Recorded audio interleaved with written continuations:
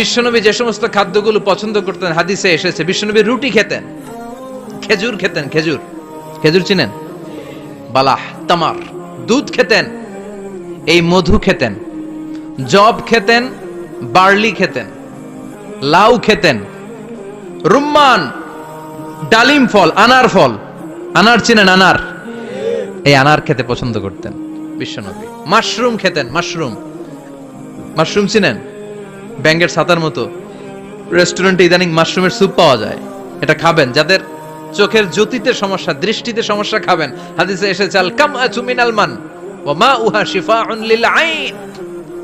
Mushroom হলো মান্না সালোয়ার মতো খাবার। মাশরুমের স্যুপ যারা খাবে, চোখের জ্যোতি যাদের কম, তাদের চোখের জ্যোতি বাড়িয়ে দিবে কে?